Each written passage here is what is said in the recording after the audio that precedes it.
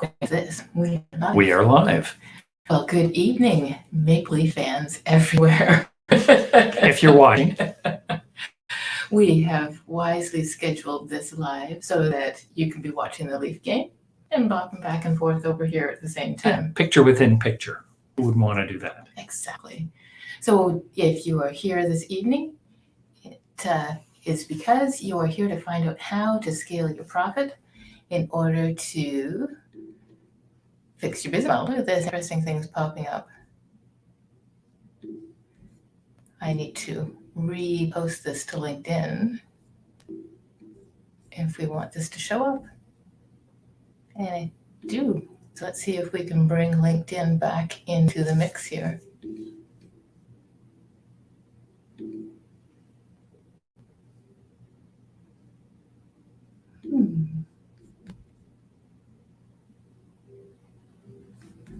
So we're going to do a little technical difficulty.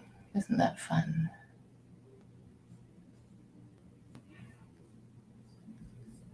It does not think it's going to post to LinkedIn.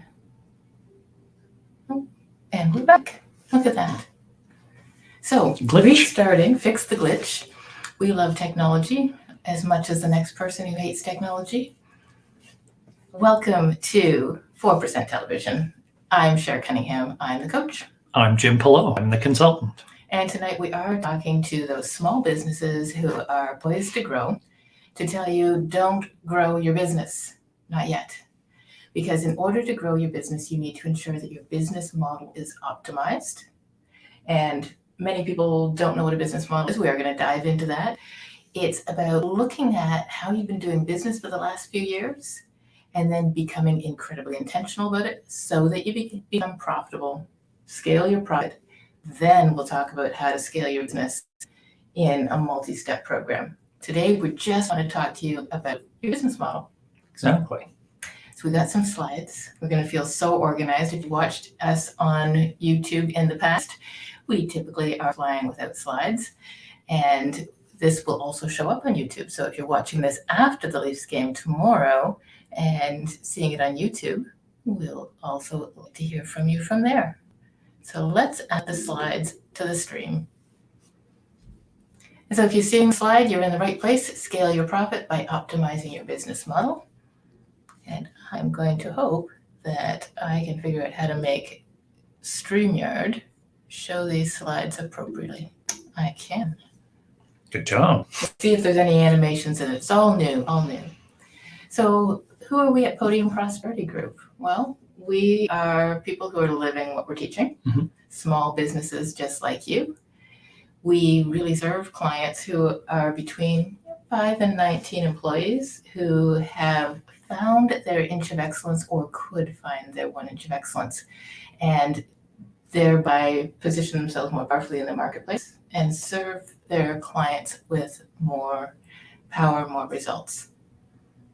So our 1 inch of excellence is helping businesses, empowering the business owner, in fact, to scale their profit before they grow their revenue.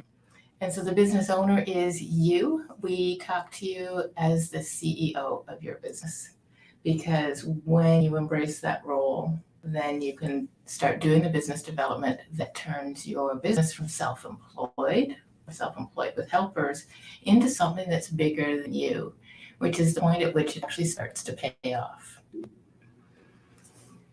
When you step into intentional wealth, when you work with us to figure out what is your business, what is your business model, you are stepping into choice and intentionality, and it's really just a decision. I think that's something that surprises business owners.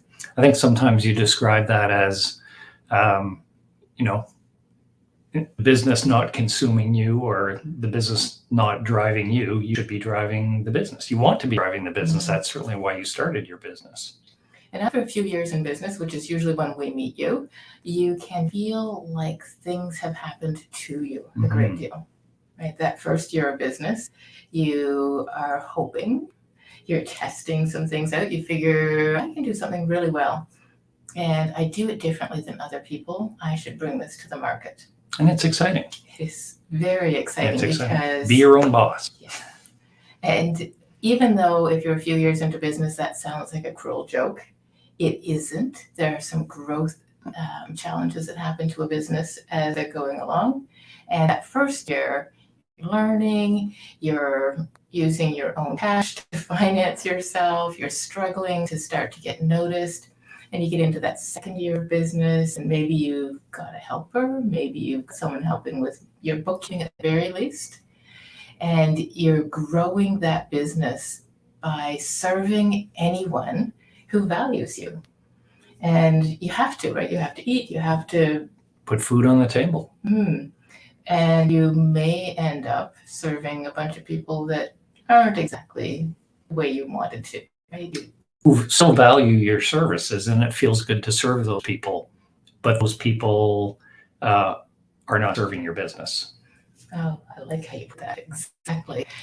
So they're bringing money into your business, maybe even money that you can pull out of your business as a salary. Maybe not. Maybe they're just helping you cover, your basic expenses in order to keep going. And that's one of the reasons that people do take on clients that don't exactly fit that original vision. But that can creep up on you that, well, now they refer people.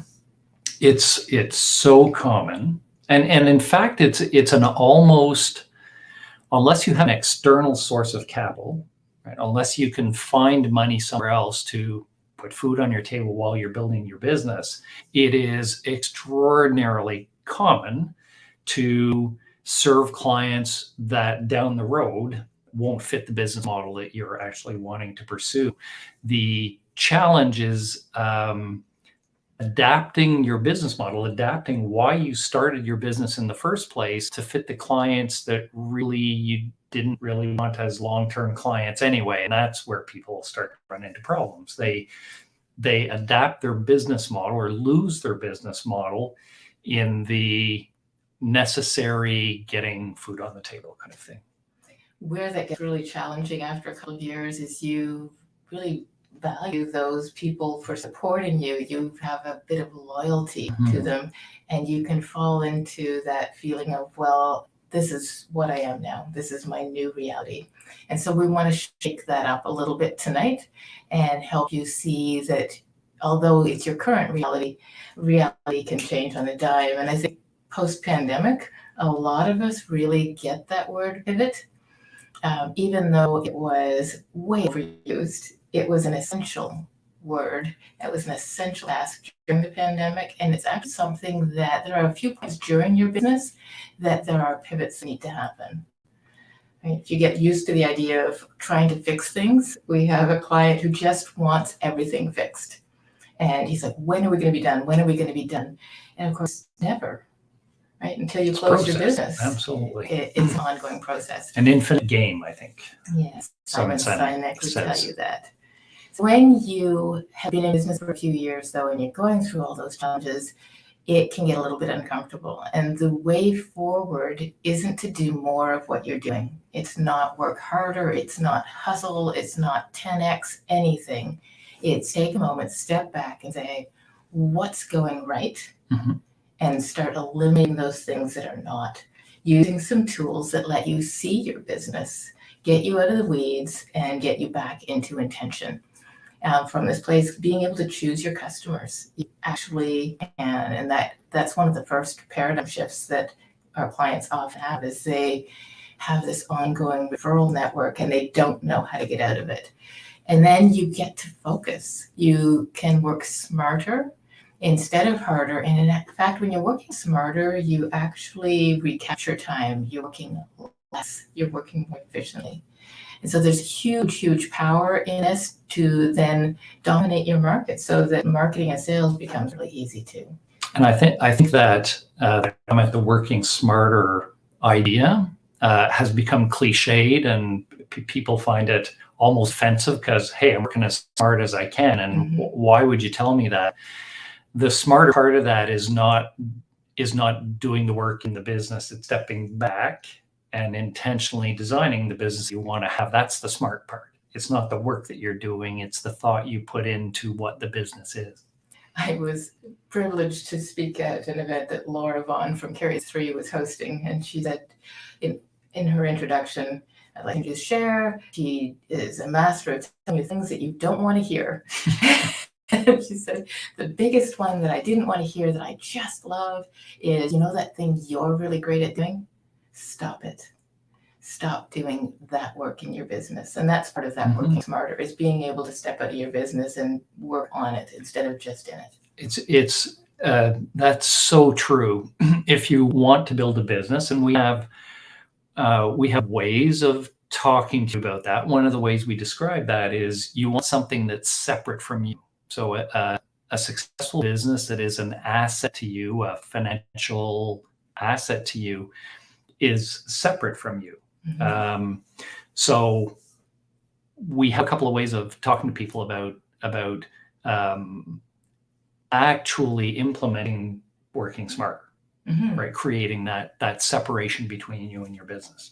And it's really diving into what is successful in your business and doing that more, but stepping out and really being able to evaluate that from a perspective that you may not have the business know how to do yet. And that's why you reach out to advisors and consultants. I always said that you really need a business that loves back, because you pour blood, sweat, and tears, you put your mental health into this business, and it can end up feeling like a bit of a codependent relationship by the time you're a few years in. It doesn't mean there's anything wrong with your business. In fact, some of those things are signs of success, and those are what we're looking for when we're really doubling down on your power in your business model. Another way to think about that in the business versus on the business is working in the business is doing the thing that you do, that you know how to do, which is what got you started in the first place. Working on the business is being a business owner, and it's a completely different set of knowledge, of skills, of understanding. And because you're good at the thing that you do doesn't necessarily mean that you would know how to create a business out of it. And that's what we're here to help you do. Well said. We'll move on to our next little bit. Why is this so vitally important? If you really add all these together, one of the biggest reasons that businesses fail, and so many do, 50% of business are gone by year 10, which means they're not being sold, they're not creating legacy, they're not creating wealth. So why are they failing? And if you look at where these errors are pointing to, we can add all those up, and I can mush those together and pretend that 67% of businesses fail because of business model issues. Right? 42% because there's no need in the market. That means you didn't create a business model based on the market in the first place. Some people just don't have a business model. They're trying to serve in all ways, all things to all people. Right? And there's a temptation. If you're a business owner, often you come from this place of really wanting to help people. And you're very clever at figuring out how to help people. What that can lead to is, while you're there working on their website, they ask you, can you install my printer? Can you write some copy for me? Can you connect my email? And the answer is, yes, I can. The problem is the answer should be, but I won't, right? It's what makes an inefficient business. It what breaks a business model is that creep that happens. Especially unintentional creep, because one of the things we're going to talk about today is understanding your client's value chain. And I won't get into it now, but you can design, we'll call it creep, but you can design creep that actually adds value to your business and makes you more relevant to your customers. So we have a question from Bev. If business is about serving people, shouldn't you tweak the business so it fits the most profitable, most ideally niche customers? Or should you stick with the passion that got you started in the first place and wean away the customers that don't fit? That is a great question, Bev, because what got you started in the first place often meshes perfectly with those most profitable customers.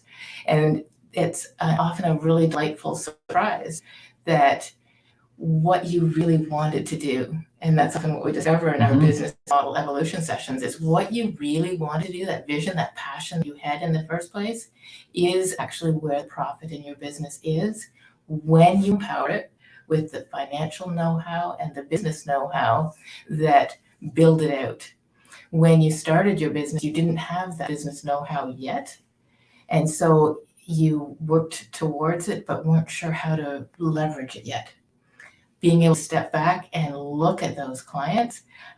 We'll see in a future slide that sometimes the clients you have are any of those clients you'd love to serve, but that doesn't mean they aren't out there. So we'll talk about that a little bit later on. And then that ability to start serving them more, and as you say, about weaning away the customers that don't fit.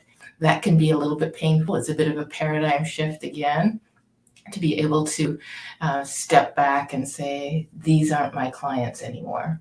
And that's where that loyalty piece can come in.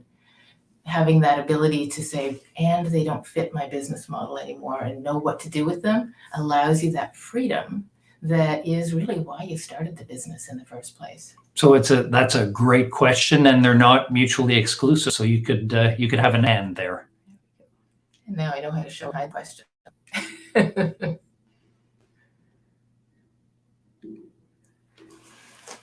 So did you want to speak to some of the challenges in addition that have happened that can change a business model that was already functioning, that was working well? So we talked about pivoting, and that's a not overused word, and we certainly lived it in the pandemic. And people actually developed skills. They understood. We all understood how profoundly nimble both you could be and you needed to be in order to get through something like the pandemic. So we all learned from that. I mean, the technology that we're using today and Zoom calls, and so some powerful things came out of that. But there are a few other things that are going on. The labor market, which is the third item on the slide here, is a product of the pandemic. And I'm kind of a student of economics. I read a lot of economic news. Nobody's quite sure how the labor market hiccups have happened, but we hear it from every client we talk to about getting appropriate folks and the cost of getting those appropriate folks. Partly the demand is very high because there was this bolus of especially demand for goods that built up during the pandemic. On top of that, now we have an inflation rate that, although it's dropping now in the States, is still running in the 5 and 6% range. So your labor market's trying to catch up to inflation, and there's a shortage of labor. So everybody's living these challenges. And of course, we're all familiar now with ChatGPT. And if you've been watching the news recently, you've seen that ChatGPT, even though it hasn't been out very long, has just started collapsing the educational segment of the industrial segment that looks after education. So companies are starting to fail already a quarter or 4 months into the release of ChatGPT because they're not needed anymore. These are public companies reporting 90+% decreases in revenue.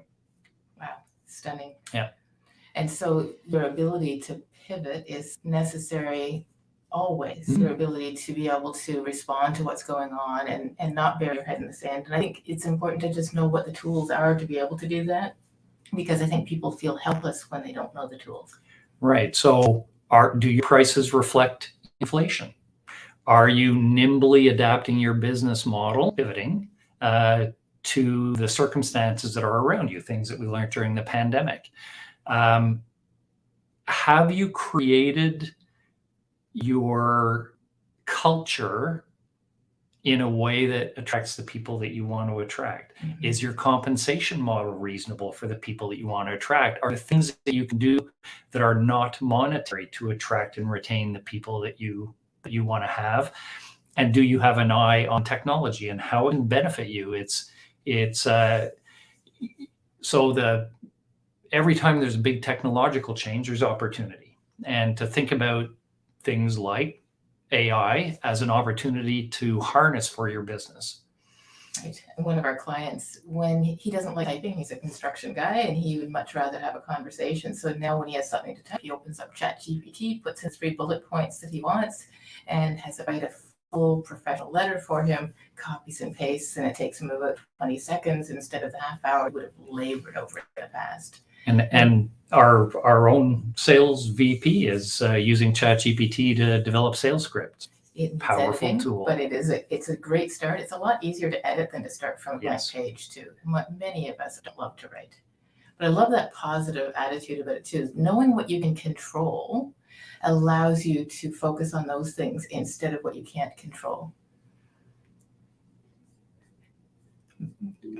So Bev says, ChatGPT has been a godsend as a writer. That's exciting.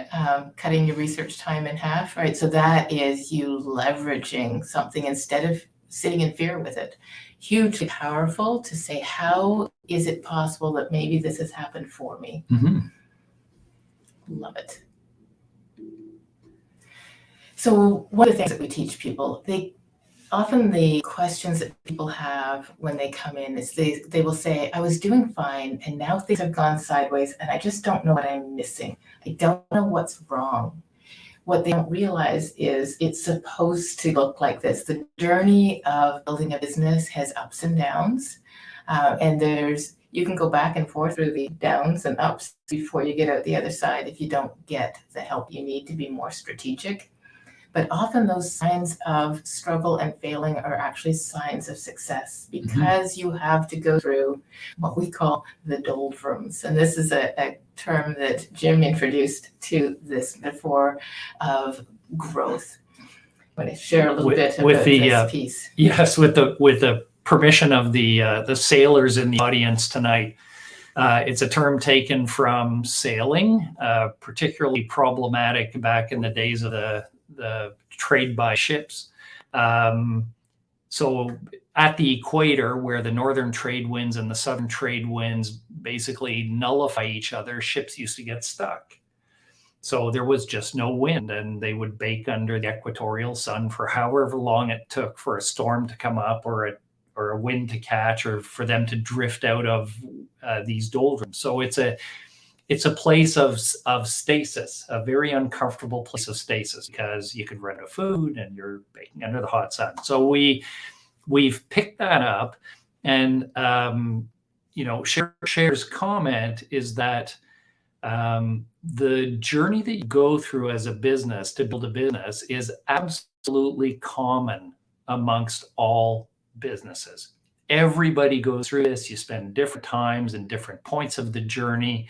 But effectively, every company goes through this period where you're post-excitement and pre-effective growth. And that's the doldrums.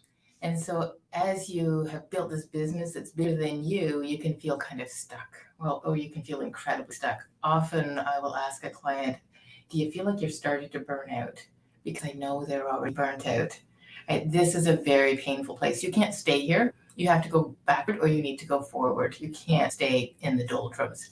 So we have another question, and I think we'll have an hour of answer for this, Igor. What would be the first steps to working on the business and be less involved in day-to-day routine? And how do you get started? So good to see you. Glad you came and asked that question. It is very challenging. We're in that stuck place to imagine that you can find the time to work on the business. What is essential is to start instantly looking at what need not be done anymore. When we start diving into the business model, which is where we meet you at, we discover that there are services you're doing that you're not charging for.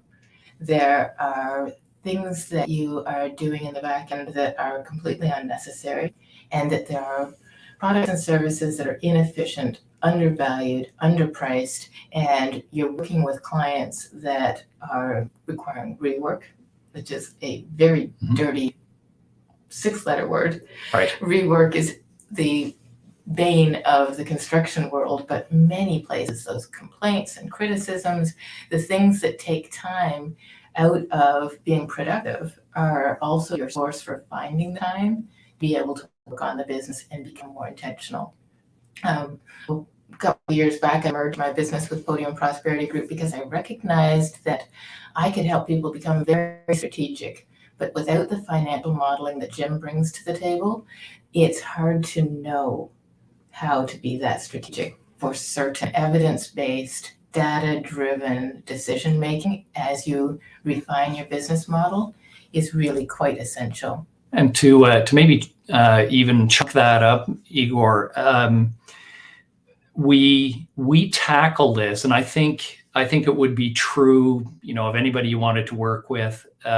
This needs to be tackled in two places. So one is the owner of the business, and I'm going to call him the CEO because we treat all of our client business owners as CEOs, because that's the role you have to become comfortable with in order to grow your business. So we do a lot of work on helping people unleash the CEO inside them, become the CEO inside them. So that's the human part of this journey that every business owner needs to go through. And then on the more technical business side, if I can call it that, the actual business piece of this, this is going to sound sort of cliche and true, but it's not. It actually is very, very true that success in business from a financial perspective is math. And the steps to applying the math to your business, if you're at that blue arrow point in the doldrums chart, which is to say you're kind of stuck, there are actually mathematical things that we do. A lot of it has to do with spending time looking at your business model and your clients and thinking about marketing, but in ways that don't require a lot of investment. So we're not saying, you got to spend $200,000 on a marketing plan in order to move your business forward. It's working with what you have now in the right business model, in the right way, with the right price, with the right customers, that will actually have you go through the bottom of that doldrum curve and come out the other side with essentially the same size business that's vastly more profitable. Exactly. Well said. And as Bev, I think you must have been sitting with us today looking at the Pareto principle. That's exactly right, Bev. When you're tracking your stats and you're following a business plan and you're actually staying on top of things month to month, you can make very, very wise decisions. Knowing the numbers and applying those numbers to decision making, that's why you have to step into that CEO space, because that's where the decisions are made. Knowing numbers and feeling helpless because of them is also very common. Watching your numbers slide and not knowing how to change them. So being able to apply wise decision making to them, and we'll get into some of the Pareto principle and how you'll apply it to your business shortly. I love this quote from Benjamin Hardy. Success isn't that difficult. It merely involves taking 20 steps in a singular direction. Most people take one step in 20 directions. And without data-driven, evidence-based decision-making, that's why that happens. You'll try something and 3 months later, it's like, no, that didn't work, so we'll try something new. You go by your gut and you have this feeling about what you should do versus making a commitment, setting some goals, understanding how that will build, and then being able to see, am I on track, as opposed to have I reached the result? Because there's a real difference in knowing whether something is working by gut versus data. So one of our aspects of our work that we do with our clients, Bev, is we call it the micro CFO. So it's really taking a very deep dive with the business owner on what is profitable in their business, what's not profitable in their business. If you were to attract this different kind of customer, how would that affect your margins? So the idea is to build out essentially a 12 to 18 month business plan that, as we were saying earlier, really gets you from where you are now to a similar looking firm with a very defined business model and intentional market that's being addressed that will make it very profitable to be doing what you're doing. Yes, so let's dig in deeper. What is a business model? It really is simply being very defined in how you create value, deliver on it, and then capture it in a profitable way. When you have a great business model, which is really essential when you're hitting the doldrums, you need a business model that is fixed, that's based on the success, so you can do the rapid growth that is required to get you out of the doldrums again. If you keep it really simple, it's just where do you play and how do you win? So how do you create value? And not value as you interpret it yourself, but value as it's interpreted in the marketplace. Who exactly is willing to pay for that? And I remember my very first business, I had a craft business. I liked making those crafts. I thought they were beautiful. I thought people would buy them because I loved them. And the first lesson was you are not your customer. So knowing the market, going out there and actually asking questions, and then can you deliver it at a margin? Now we put 50% in here. I know we talked to a lot of service businesses, and that gross margin number of 40 to 50% is one to aim for. It's a pretty good rule of thumb. So why are people sitting out there with business models that aren't working for them? Well, because they are trapped in the business. They're in the day-to-day. They're deep in operations. They don't have the space of the breath, like you said. How do you start? How do you start fixing this? And really, it's awareness. Because when you are stuck in that place, you're also stuck in status quo. Many of our clients, because they're stuck, they're in survival mode. Mhm. So they are just trying to stay afloat. They're not getting enough sleep. They don't have the time to think, and they're just trying to keep doing what didn't kill them yesterday. It's very much a status quo mindset that people get stuck in, and they believe that things are static. Their ability as a business owner is static. The market is static. Who they're going to serve isn't going to change. And there's also that fear of change that is just built into us.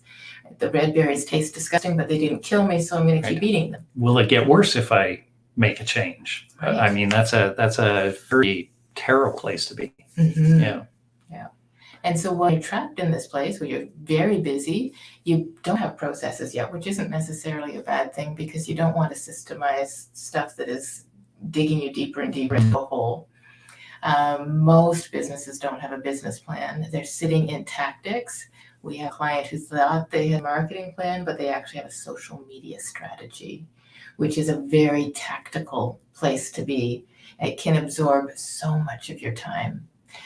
Getting stuck in tactics when you don't have a strategy of the business model is an unfortunate downward spiral that can happen because of that.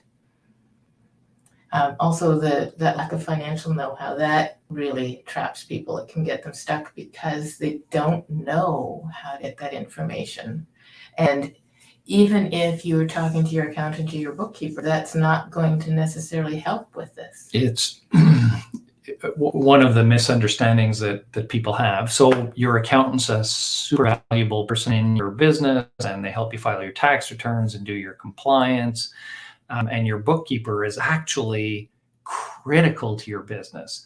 And your bookkeeper needs to be producing financial information that you can use to run your business. And part of the expertise is learning what matters in the numbers for your business so that you don't have to be a finance person to understand how to make decisions from that information. That is one of the things that you need to learn as you go through this, but you generally will not get that kind of business perspective, generally speaking, from your bookkeeper or your accountant on your numbers. Your accountant's generally looking at your numbers to file your tax return 6 months after year end.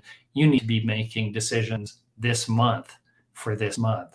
So that's a bookkeeper provided set of information. And one of the things we do with clients is work with their bookkeepers to see how the financial information can be adjusted and produced in a way that adds more value to your business.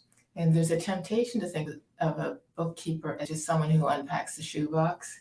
And so often clients don't want to invest in the bookkeeper. Mm-hmm. We hope to change your mind about that. Absolutely. Because that bookkeeper should be just gold for you. And when you empower the bookkeeper to fix your general ledger, so it's providing the information that lets you make these wise decisions, then you get to really value the work that they're doing month to month for you.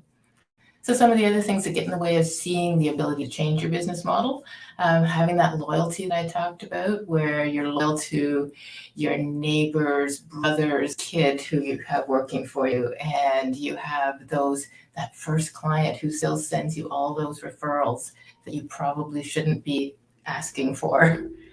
And then temptation. That says you've been in my office. You know, Bev, so thanks for putting that up.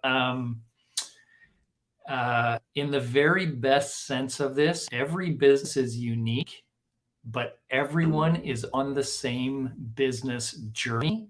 I assure you, because it sounds like you have a business, I assure you that what you're experiencing, hundreds of our clients have experienced. There's not likely anything that is happening there that we haven't seen before. So you're not alone, and everybody's on the same journey.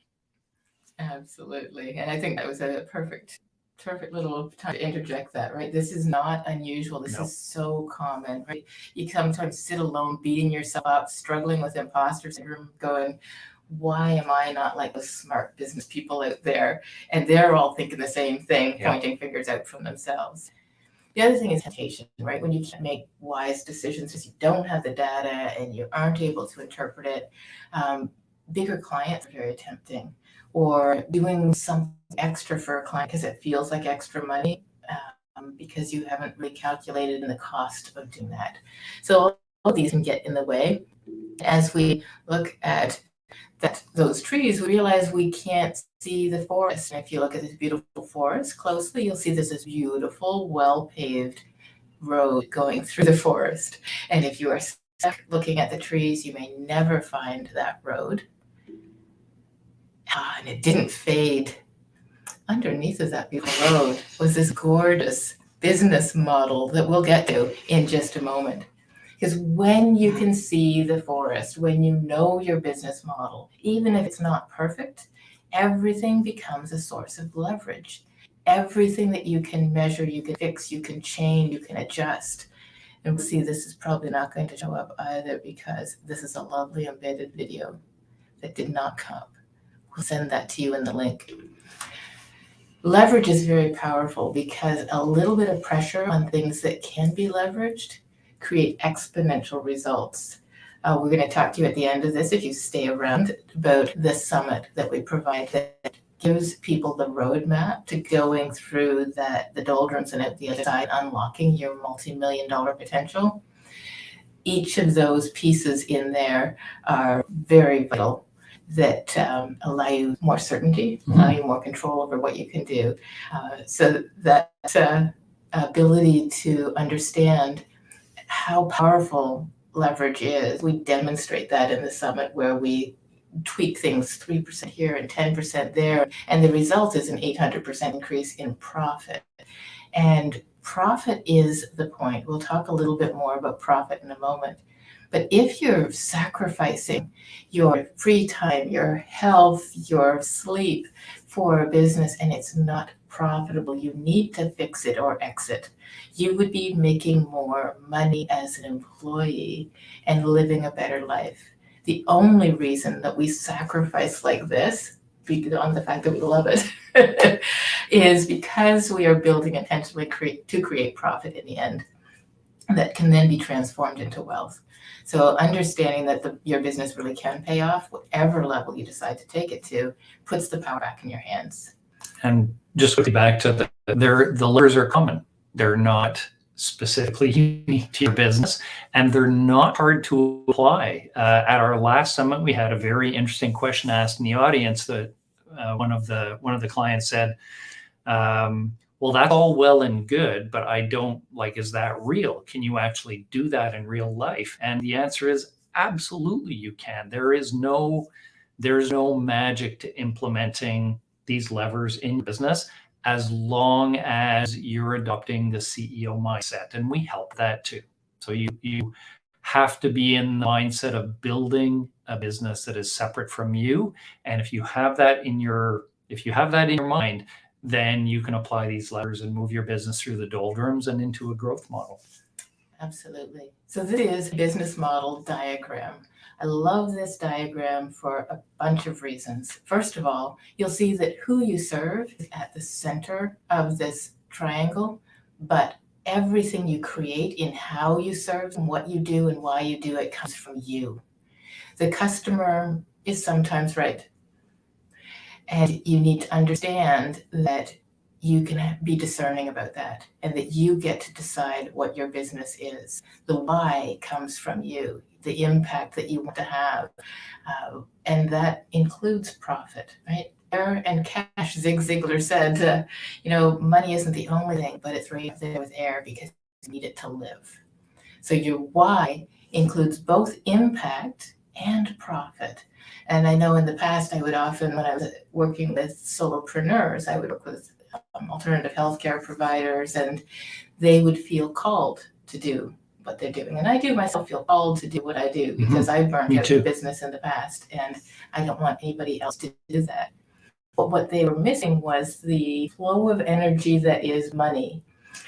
They felt so bad about charging for what they did, and they were getting their self-worth from doing the business, but not allowing the net worth to be built at the same time.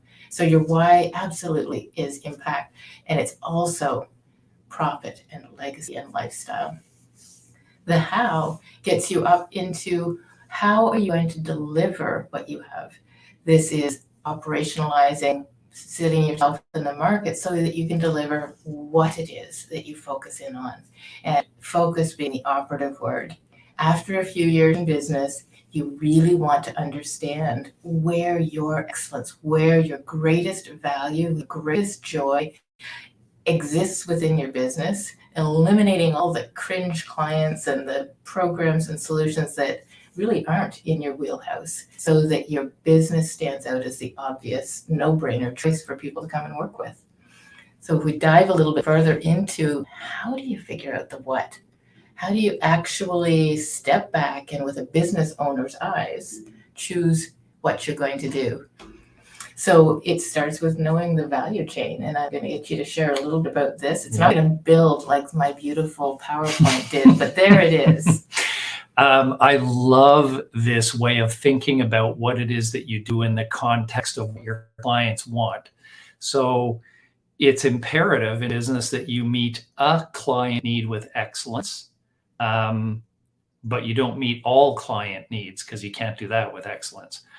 So this is a diagram that we have people complete for their business that says you're serving a customer need.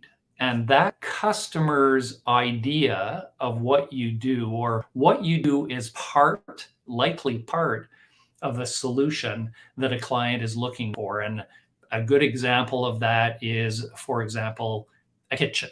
So if you're a cabinet maker, or if you make hardware, or if you do kitchen installations, you're part of a value stack where a client is actually looking for not just a kitchen, but they're looking for an entertainment venue in their home, or they're looking for, a way to brag to their friends even, or they're looking for just this beautiful space that they plan to spend all their time in. So the client at the top of this stack is actually looking for a particular experience that is delivered by this kitchen. And if you provide the hardware, or you provide the plywood, or you provide some other thing, then in that stack, a few things are true. So one is, you need to understand the profit margin, how to maximize the profit for the slice of the pie that you provide in that client's experience. And if it's not big enough, or if it's not profitable enough, you have to start looking at the slices of the stack that are beside you, so that, I know we said, do one thing with excellence, but sometimes that means doing a couple of things that are adjacent to each other in the stack, so that you have enough volume and profitability to do that.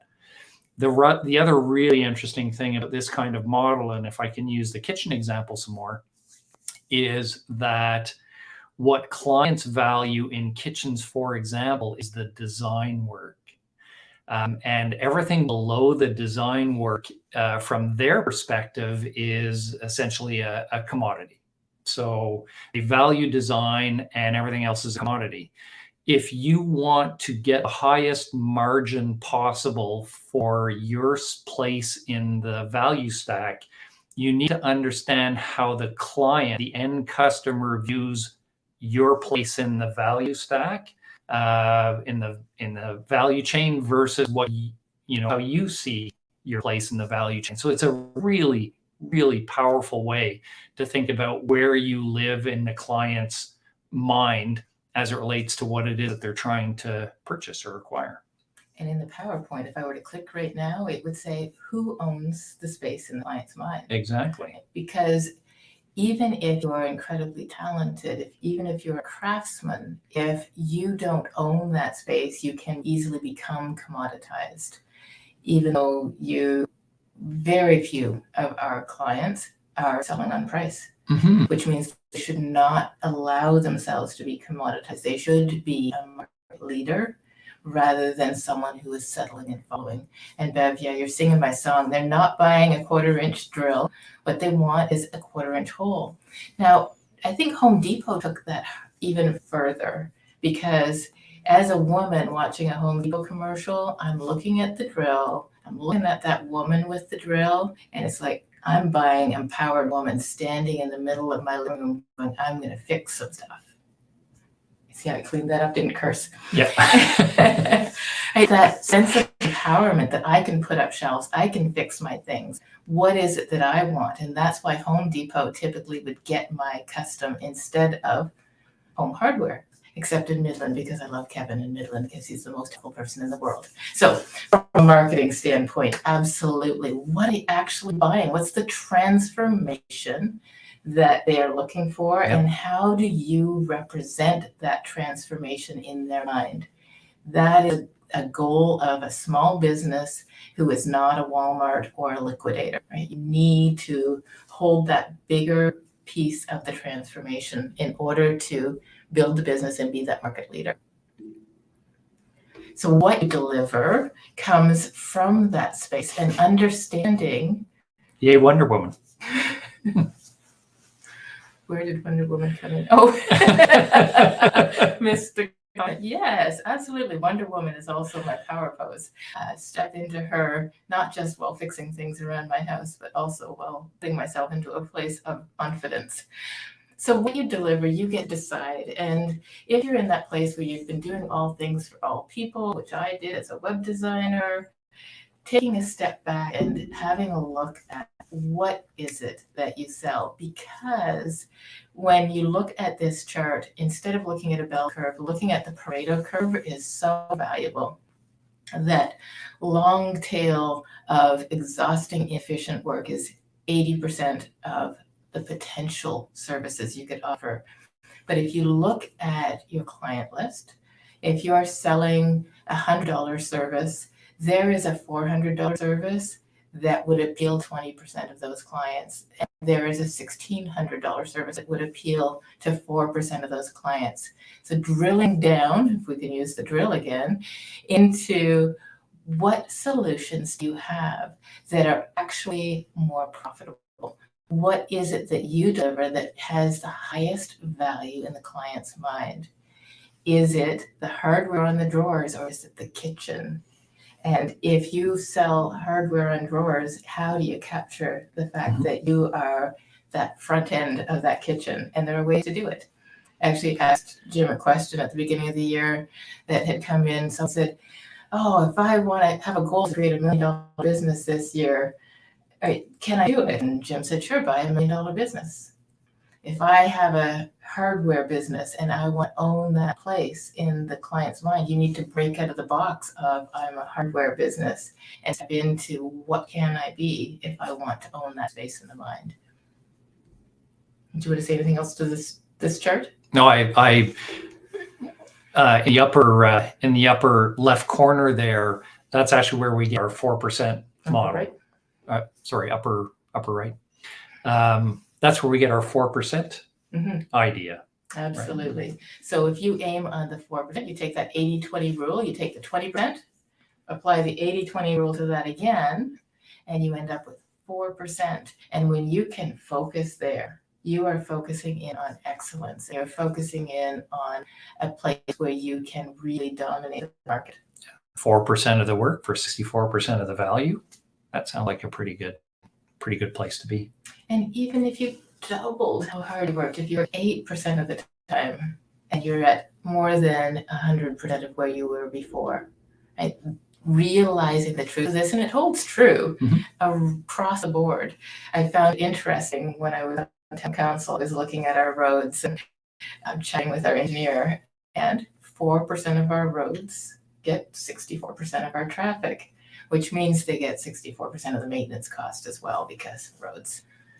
But this rule holds true across all kinds of places that when you are able to do this evaluation, and we help you do this as we work through your business model.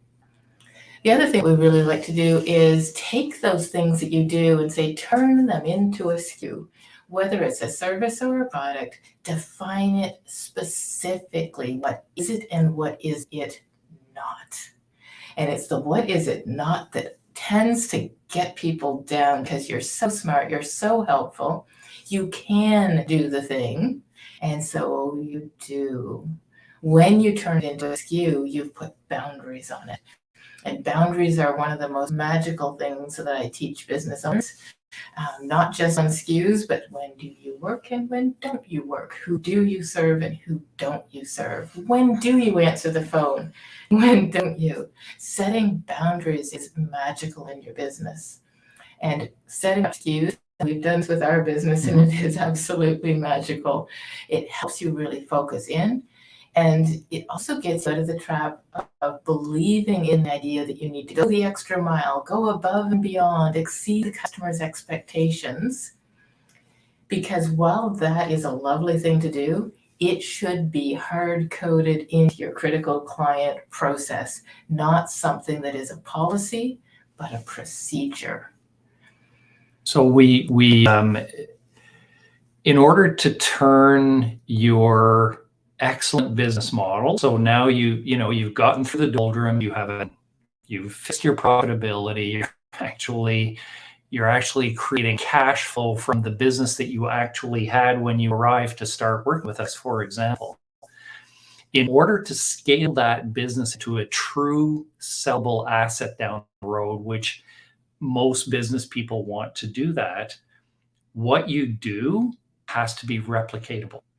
And if you don't productize it and put parameters on it so that you can hire people to do the same thing that you've been doing, then you can't scale it. And if you can't scale it, you can't create an asset. I cannot emphasize how important it is to turn all the things that you offer your clients into products. Even if you offer a service, turn it into a product, put some rules around it, write down how it works. There's a whole process to do there, but this is at the heart of creating an asset out of what you love to do. Absolutely. And as Val says, it's empowering too. And it is, right? Because one of the things when you step back and you turn your services into a SKU, you also are capturing your value, and it forces you to value yourself at that finite level so that you avoid that temptation to try to earn the value. It's already defined in the SKU. I don't know if that's specifically what you mean, but I know we're here to do this next. And that ability to say, this is what I do, and it's valuable, and knowing it and owning it. There's something about it being a SKU that hard codes the value into it as well. It's like, if it hits an agenda, it gets said. If it hits my calendar, it gets done. If you turn it into a SKU, that's what I charge. And I'm not tempted to discount. I'm not tempted to drift into feature creep either. So then when we go to the next piece, we've just covered what is it that you do, really diving into the value chain and looking at what your positioning is. So that's the marketing piece of what you're doing. You also need to think about how you're going to have that impact and what your value proposition is that is going to really overlap with who you serve. Because what I do has no value unless I'm delivering it to somebody who wants it, who needs it, or has an opportunity that this will solve for them. If I don't talk to those people, then I have not created any value at all. And in fact, this is a place where we sometimes find people that they haven't done this equation, and that they haven't married the what do I do to who will value this. And so they're talking to people who will not value it and feeling less valued as they go. And if the client doesn't value it, you are going to tend to devalue yourself and what you do and cut your price. And that's a place of getting stuck. So Bev, Betty, we're coming back to the Pareto principle because the same policy applies, right? 20% of your clients are responsible for 80% of your revenue. In many cases, 90% of your profit is coming from them, or 100% of your profit is coming from those great clients. And all that extra work you're doing that isn't bringing in any profit, you could just eliminate. And that's a profound realization. Yeah, we were recently talking to a client working through a business model and determined in conjunction with this client that 10 clients of a particular profile would replace the 80 clients that the business already had and would produce at least as much revenue and probably more profit. That's a lot less work. And right back to what she actually wanted to do in the first place when Yeah. she started her business. But she set up shop and put her shingle out on a location where people were walking by, and they would walk right in and ask her to do work for them. And so she did. Often businesses don't have the marketing and sales in place, which, it's a double-edged sword. If you've been marketing to those people that you didn't want because you thought you had to, you'd be even more trapped Right. as it is. So if you don't have amazing marketing to reach these people yet, not the end of the world. This is where you take that knowledge, identify who those people are, right? Look back even over the past year and see if any of your clients actually match what you're looking for. And we'll talk about that a little bit deeper too. And I'm just going to say one more time, there's no judgment here. Every business goes through exactly this process that we're talking about. What we want to make sure is that you have the support you need not to get stuck there. And It's the two pieces, being the CEO and then doing the math on your business to make sure that you're not stuck there. But every business goes through this, unless you have unless you're a tech startup and you have access to venture capital funds, you got to just take clients in order to eat. It's just if you do it with intention, then you don't get trapped. Absolutely. So capturing your value means finding your avatar, finding your ideal client. The challenge is people look inside their existing client database to see who that is. And sometimes there isn't anyone there because they have been having business happen to them and they have been undervaluing themselves. They don't have an ideal client already in the business. We just had to pause this up here for a second. Bev blames her high school math teacher for all of it, for the shoebox. So looking inside of your business, you think it's reality, but what it really is just your current clients. It's a microcosm. A friend of mine works in an emergency room, and he said to me one day, all university students are reckless drunks. And I said, all of them, or just ones who land in the emergency department at 4 a.m? And he went, oh yeah, right. The same thing, less extreme, can be happening in your business because your brilliance attracted a bunch of clients and you didn't have velvet rope in place. It says you get in the nightclub and you don't. So what we look for as we're diving into this within the market and your current client database, how many of them, if any, and sometimes we'll say, there's an N of N of 1, N of 2. If you've got 12 ideal clients, amazing. Often the overlap is further apart so that your avatar, who is your ideal client, that 4% of clients, may not even touch your existing clients or may be similar, but not quite it. And then if you apply that even further, there's 1% of clients that are just through the moon, want your ultimate solution. As we were looking at our ultimate solution, we came up with a $120,000 solution. I don't know if we'll ever sell it, but there's probably one client out there that says that's exactly what I need. And we have it ready because we recognize that exists based on the law of the Pareto principle. So looking at your current clients isn't necessarily the place to design your business. And so we do some market research with you and empower you to get that market research in place so that you can find who your ideal client would be based on what your solutions are. And that ideal client is probably the client you had in mind when you started your business. You probably know who that client is. We could sit in a room with you, and in 10 minutes, you could probably describe your ideal client. And we would look at it and go, how profitable could that client be based on what you do, help you work out that math.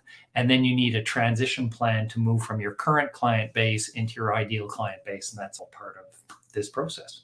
Yeah, great points. The ability to think about your clients in different ways. I used to say, that client, the prospect, pick up the phone and you're like, oh my God, yes, more of these people, please. What is it about them that you love? And if they're almost it, then we can probably tweak and figure out what would make them that. Sometimes it's just how you're framing your business that prevents people from being your ideal client. You undervaluing yourself can be a real challenge. I did a website for the Midland Point Cottagers Association back when I was a web designer, and all we wanted it for was so that they could share a list of service providers they'd found who would provide the excellent level of service that they wanted, because they kept finding lawn care people who would tell them, oh, we skipped cutting your lawn this week. You didn't really need it, so we saved some money. And what they really want is someone who's out there with little scissors and blowing the grass cuttings off. It's part of this is how you present your ideal solution to your ideal client that can help them actually become and stand out as that ideal client. So then we get to the why, which is really how you profit. And profit is a word that sometimes people feel like they need permission to use, permission to care about. You don't hear very many business owners bragging about how profitable they are. There's a lot of pressure to be a social enterprise, to be giving to the community. And here's the thing, if you're profitable, you can do that. And you cannot become a charity. You have to start from that place of a sustainable business. After that, we'll absolutely help you become a charity. There's no reason not to use excess profit to have an impact on the community and the world that you want it to have, but it has to start here. So how much of this share is mindset work versus math work? It depends. Realistically, the math work is terrifying to most of us. Money is a scary thing. It's often a place of shame. It's a place of manipulation. And if you're married, truth be told, I have not had a married client who, no truth to be told, many of my married clients, one of the challenges they have when they come in is how much of their debt, how much of their struggle they've been hiding from their spouse, because they are doing this just from hope and not from wisdom. And they are afraid to look. They are telling themselves really negative identity things. If you accept an identity of, I'm not a great business person, I'm not great at finance, I just don't like sales, I don't understand this, I don't want to be a sleazy salesperson, like who does? Then you can lock yourself into an identity that makes it impossible for you to see a future with profit in it. So there are definitely a couple of paths that are happening as we work with clients. I tend to take people down that CEO path of being a high performer because you are bold and brilliant and confident, not because you're white knuckling it. And from a place of confidence, you can perform as your best self rather than driving yourself forward. If we can build your vision back again, then all of this becomes so much easier.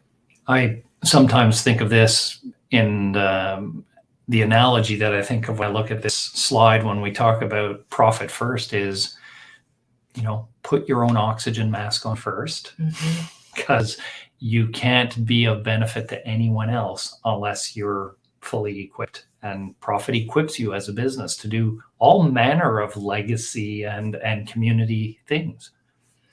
Often when I'm working with a client, I have to start from their family and from their legacy in order to backward engineer them into realizing they have to be profitable, which sounds crazy, except to everybody who's listening who thinks that's just me, that gets into that place. The law of reciprocity is a true trust building factor that you need to recognize in your business. So when people don't trust your service because your price is too low, it makes total sense. Or if you're giving somebody a deal and they know that they should have paid more, it actually taints the entire relationship. There is a flow of value of what you create and what you receive that need to match for people to even be able to refer you. I can't refer somebody when I feel that sending another client to them is actually using and abusing them because they're not standing in their value. So that best solution plus best avatar is the highest value you can deliver in the world, right? You're transforming lives, whether you are building them a secondary suite where they can bring their mom in to live, or they can make enough money to live a better lifestyle with their family with that extra little bit of money, whether you are building them a business that fuels their life and gets them actually into getting the results they want, whether you're creating a book with them, right? There's so many places that you're creating transformation. Some of the simplest things, buying a car. What is the transformation that that car provides? My first car was the ugliest wreck of a car, and it was freedom. Right? That was the transformation. So stepping into that place and saying, what is that highest value I create when I'm standing in my vision, understanding my value, and I've turned it into a product? That is your highest profit place. And there are people that we can determine need that in your best avatar. Finding them, seeing if the market's big enough, and seeing if that's actually what they want, or something sideways from that, or something bigger than that, is key before you're finished your business model, because that's where we find your financial freedom from your business. One of the things that you just mentioned there about finding the clients, and we have this discussion often with our clients, business owners, is for most small businesses, your market's infinite, is all but infinite. There is no question, almost no question, as long as you're meeting a need in the marketplace and you're doing it with excellence, there's almost no question that there are more clients out there that you could possibly satisfy. Ideal clients of yours. I mean, that's just a truism of a small business. Large businesses are looking for market share. Small businesses can serve a niche very, very, very, very profitably. Even if for the last few years you haven't been experiencing that, what you've been learning in your business, who you've been meeting, who you've been talking to, is going to be giving you enough information to actually find that client. Mm-hmm. It might involve some existing customer surveys, talking to some of your raving fans. And yeah, we're providing belief, Bev says. So what you're providing is belief. Belief, not faith, right? It's always going to have some risk in business, always. But when you have enough data points, enough conversations, enough research, then you can actually build a powerful story that makes sense, right? And that's what we're after. Building the plan is how you allow people to move forward into a future that realistically, I'm a coach, so I know that we create our own futures. And as long as you're equipped with the answers that you're looking for and you decide, you can create whatever future you want. I think everybody has the potential to be a multi-million-dollar business. And it sounds big, but when you think about how long ago The Millionaire Next Door was written, I don't think he would be able to, well, he'd be able to pay his taxes, and maybe utilities, but he's not living a life that he would desire. Helping people unlock that level of lifestyle and legacy need that they have, not dream that they have, but believing in yourself, clearing out the garbage and the limiting beliefs and the false limits that you've put on yourself, And then stepping into real data-driven planning, yeah, strong belief. So thanks very much, Bev, for making that comment. We're sitting here today as the coach and consultant because we know it takes both. So Share's focus is our whole coaching team. The focus is on helping clients, unleash the CEO to have the belief. And on the consulting side, on that more technical business math kind of that equation, is equipping you with the knowledge and the skills to execute the business plan. So you have to believe you can do it, and then you need the tools to do it. And we do both. Yeah, love that question. So what's interesting is this is not the 10 times hustle, push through it, suffer. That's not what creates successful businesses. What creates successful businesses is honing in your 1 inch of excellence, understanding that you are in a market, that you are part of a client journey, that everybody else who's out there is your co-opetition when you're a small business. They're not your competition. When you've designed a solid business model, you don't need to steal business from somebody else. You fit into the marketplace. Other people who are already dealing with your client are referring you because you are a value add in the market. And so then business becomes easier. It becomes more efficient. It becomes more productive and more profitable. And this is where that time freedom, so you're not parking in behind your business until 11 o'clock at night, hoping nobody knows that you're working so much. Unless you're doing a webinar. Unless you're doing a webinar. Won't be 11 o'clock. That place of understanding what it takes to build a business and ignoring some of the hustle culture that you're seeing out in the guru land. It really is small business, local business. It's common sense. It's math. It's having a business model that meets the profitability of industry standards, right? This is not about getting rich on the back of anybody. It's about building your personal wealth in a high integrity, high value way. And this is where we stand to help you, is to really uncover this so that you feel authentic and valuable, that every time you sell something is in service to somebody else's transformation, and it steps you out of that scarcity mindset and some of the negativity that can happen. So our journey that we take people on is to really pour our knowledge into you, because you know your business, you know what you do, and you know how to do it incredibly well. All that's missing is the business know-how to take you to the next step. And I think that is just heartbreaking, because the doldrums is where a business goes to die if they don't get the support they need. When you look at those stats, that's where those businesses are failing, just as they were about to create success, just as they've proven they could create success. And so we are CEO support. We provide the wisdom to increase your revenue, but multiply your profit, and then turn that profit into wealth that is going to sustain you long past when you want to keep working in this business. So that if you want to be work optional, if you want to sell that business one day, or if you just want to keep going in it, you have choices. Because so few business owners do. The rate of entrepreneurial poverty is shameful. And we are committed to ending entrepreneurial poverty. One of the ways we're doing that is through webinars like this. We also provide a free coaching session, sometimes 2, sometimes 3.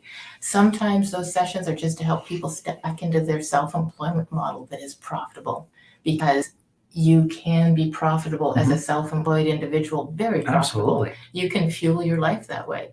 Nothing wrong with that choice. No. You probably don't want to invest in our program, which is why we give you free stuff instead, right? We are investing in our local business community because we want to transform it. We want to empower our business community to be able to be powerful.